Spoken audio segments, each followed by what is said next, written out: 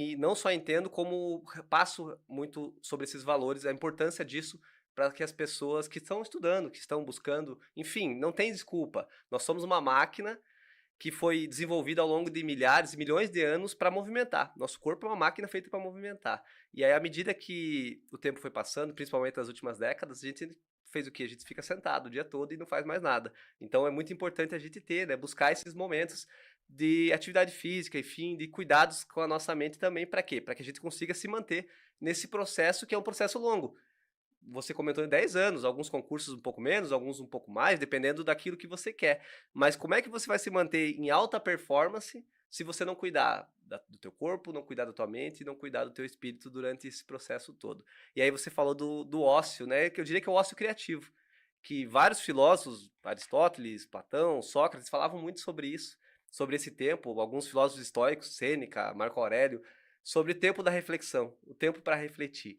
E isso concordo plenamente, não só com eles, mas contigo também, que é essencial, que é nesses momentos que a gente faz, que a gente fideliza, digamos assim, as sinapses, para que esse conhecimento realmente fique dentro da nossa cabeça e que a gente possa pensar e refletir sobre eles. E as ideias surgem nesses momentos mesmo. Quando a gente está sobrecarregado o tempo todo em relação a aquilo que a gente está fazendo, aquilo que a gente está pensando, trabalhando, a gente não tem essas sacadas, esses insights, porque a gente está num excesso de estresse. Então, alternar com períodos de ócio criativo, de lazer, enfim, de coisas diferentes, vai fazer com que a gente tenha boas ideias. E você falou no começo desse podcast, você fez 3 viagens esse ano, e nas 3 viagens você fez 3 negócios novos. Ou seja, ócio criativo. Você estava lá, tranquilo, sem o estresse, a pressão do dia a dia, pensando coisas diferentes e acabou tendo essas ideias e fechando esses negócios. Então, cara, essas sacadas elas são muito bacanas, essenciais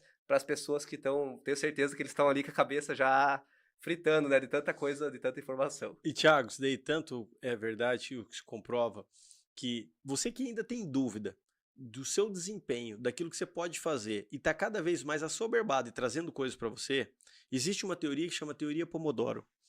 O italiano Francesco Cirillo, ele comprovou que se eu ficar a cada 25 minutos em determinada atividade e eu tirar 5 minutos de inatividade, eu consigo multiplicar esses 25 minutos que eu fiquei em produtividade. Isso porque ele faz com que esses 25 minutos sejam sedimentados, formando uma crebe, que é como se fosse o cimento do seu cérebro, fazendo com que você realmente compreenda aquilo que você estava fazendo, eu retire a parte essencial, o que há de mais elementar naquilo que eu estava fazendo e aumente a minha produtividade. Agora imagine você, quando nós vamos fazer uma reunião, tem pessoas que fazem reunião de 2, 3, 4 horas, quando na verdade a reunião ela passa a se entrar num ciclo vicioso que fala dela por ela mesma, quando na verdade nós não estamos tirando qualquer ação, qualquer produtividade daquela reunião. Quando a gente vai fazer a leitura de um livro, se a gente aplica a teoria do 25 mais 5, nós estamos fazendo com que todo aquele nosso conhecimento ele seja sedimentado, calcificado dentro do nosso cérebro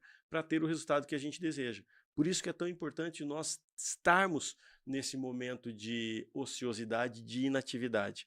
Então, são nesses momentos que eu consigo extrair os meus melhores resultados, como você mesmo já disse. Top demais, Angeli. E me diz uma coisa, cara, eu sei que você é muito família, você tem esses valores muito fortes na tua vida também. Eu queria que você falasse da importância disso, seja da esposa, dos filhos, para a vida no geral, para tudo aquilo que você faz, inclusive para o teu desempenho nas empresas, nos negócios, em tudo aquilo que você faz no seu dia a dia.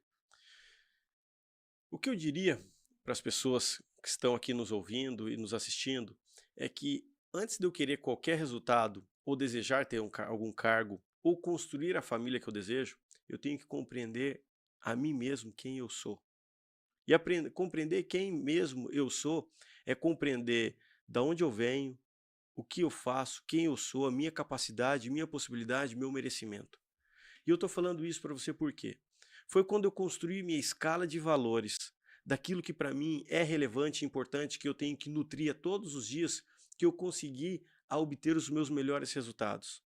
Foi quando eu compreendi que para mim o primeiro elemento da minha vida é Deus, que eu tenho que aquecer a minha espiritualidade a ponto de eu estar vinculado com algo que me coloque em patamares que talvez na força do braço ou na força humana nós não conseguiríamos.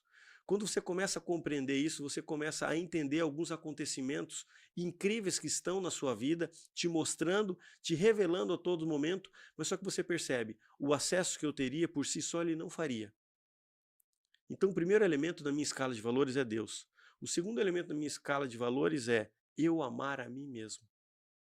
Certa vez, quando eu falei isso para minha esposa, eu preciso amar a mim mesmo antes de eu amar a você e os nossos filhos, eu gerei um conflito em casa dela me questionar, mas por que você pensa assim? E foi quando eu percebi e mostrei para ela que se eu não me amasse de maneira abundante e profunda, eu não teria amor suficiente para poder amar ela e amar os meus filhos. Eu não conheceria o que é amor para poder estar entregando amor para eles. Foi aí que eu percebi que o que muitas pessoas elas estão depressivas, estão ansiosas? Porque elas deixam de amar a elas mesmas. Elas não se encontram nos escombros da vida ou nos quartos escuros e perceber que enquanto ela não amar a si próprio, ela não vai encontrar aquilo que ela está procurando no mundo lá fora. E o terceiro elemento é eu cuidar da minha saúde.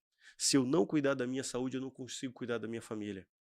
Quando a gente começa a construir essas escalas de valores, e aí nisso vem a minha família, minha esposa, depois os meus filhos, eu começo a compreender qual que é a minha escala de valores e prioridades que eu vou fazer todos os dias. Não significa de eu amar mais a Deus, ou amar a Deus e em primeiro lugar do que a minha esposa, que eu estou menosprezando a minha esposa. Ao contrário, o nosso coração ele tem espaço para tudo e para todos, mas desde que a gente acomode ele no seu devido lugar. E nisso a gente começa a compreender por que grandes mazelas estão acontecendo no mundo.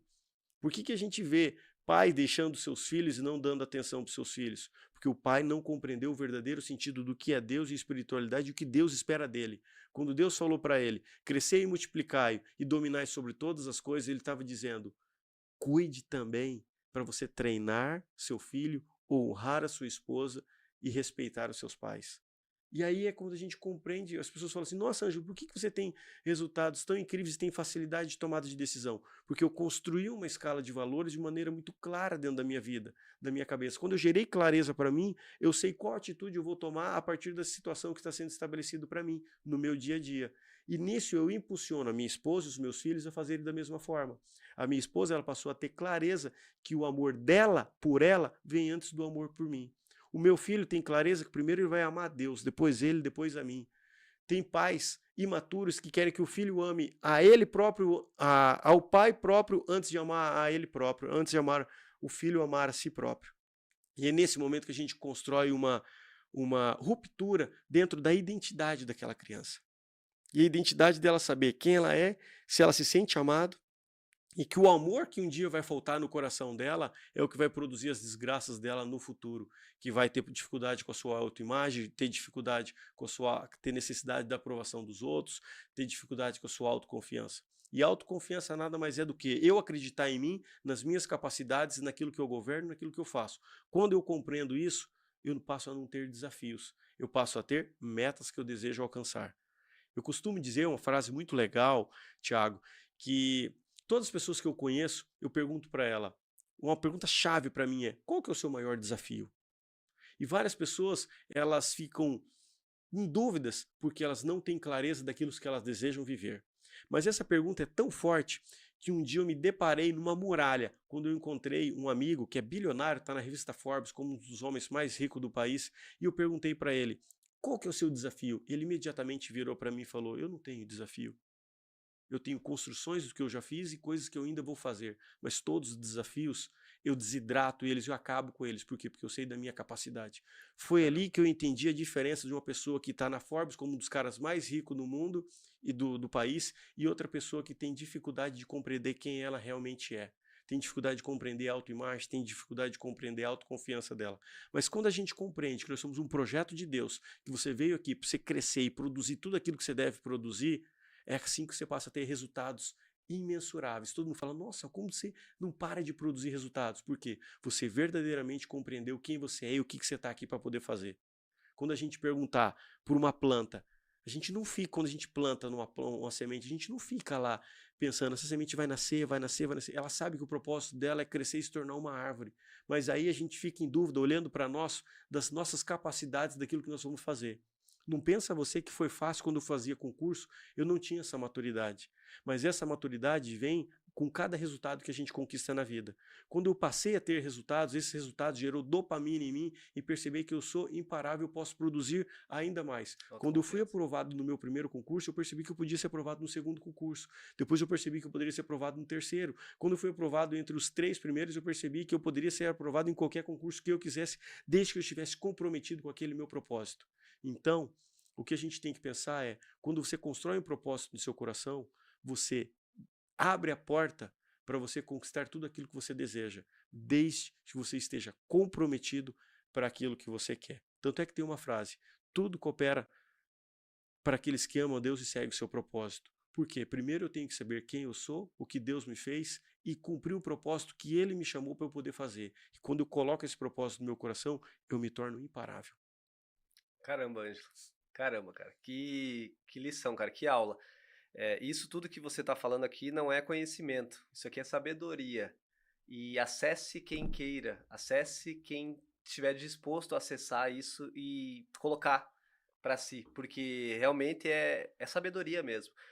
Experiências, vivências, maturidade. E maturidade não tem a ver com idade. Tem a ver com aquilo que você consegue se desenvolver, aquilo que você consegue aprender ao longo do tempo. E tá muito claro, Ângelo, que isso vem daqui, né? Você tem essa vontade, esse desejo imparável. Você falou da tua escala de prioridades que você estabeleceu e isso faz com que você tenha tantos resultados, que você tenha conseguido tanta coisa. E você mesmo falou que lá atrás talvez você não tinha a clareza que você tem hoje, mas que você foi construindo isso. Você falou em primeiro lugar Deus. E aí eu queria que você trouxesse um pouco sobre isso, sobre essa parte da espiritualidade, o quanto isso impacta na tua vida, o quanto isso influencia em tudo que você faz. E como você colocou como primeiro lugar, tenho certeza que é muito relevante, mas que você compartilhasse um pouco disso para as pessoas que estão assistindo, para que elas consigam entender e talvez até se corrigir em relação a algumas coisas para buscar aquele caminho que elas buscam chegar, porque talvez elas estão mirando no lugar errado e aí não entendem porque não conseguem chegar aonde elas querem chegar. Tiago, se a gente fosse falar aqui de espiritualidade, eu fosse falar alguns versículos bíblicos para você, que tem diversos que eu carrego como uma cicatriz dentro da minha vida, o que eu percebi? Algumas pessoas elas falam assim, o Ângelo é mais um religioso querendo buscar uma solução ou acreditando que toda solução está em Deus. Mas só que o que eu compreendi foi que nós avançamos em camadas de maturidade e algumas pessoas elas não compreendem o que é essa camada da espiritualidade e o que ela pode produzir na sua vida. E nós temos que respeitar. E cada um está vivendo uma fase e uma camada. Mas só que a todo momento você pode perguntar para um ateu, no momento dele, quando ele sofre algum desastre, alguma coisa, a primeira coisa que foi quando ele tem a virada de chave dele, ele fala assim, puxa, foi ali que eu percebi o poder de Deus na minha vida para eu superar as grandes mazelas que eu enfrentei, a grande dificuldade, o desastre que eu estava naquele momento. Então, o que é isso? Em algum momento isso vai ser revelado, vai ser descortinado. Nós vamos trocar os óculos dessa pessoa para ela enxergar coisas que ela ainda não enxergou. Eu costumo dizer que a nossa vida é como se nós estivéssemos, todos nós usássemos óculos. Mas só que esses óculos foram colocados nos nossos olhos quando nós tínhamos 2 anos, 3 anos, 4 anos. E naquele momento você foi no seu oftalmologista e o oftalmologista falou, tá aqui, é esse o óculos que você vai usar daqui em diante. E você passa uma vida usando aquele óculos e você vai no médico e fala, doutor, os meus óculos já não corrigem mais aquilo que eu estou enxergando. E outras pessoas vão no médico e nem percebem que aquele óculos é insuficiente para ele poder enxergar as coisas que ele poderia enxergar. Quando eu falo de aumentar o seu nível de consciência, aumentar a sua maturidade, é a todo momento você está trocando os seus olhos e desejar ter um óculos novo para poder enxergar aquilo que Deus está colocando no seu coração para você poder enxergar.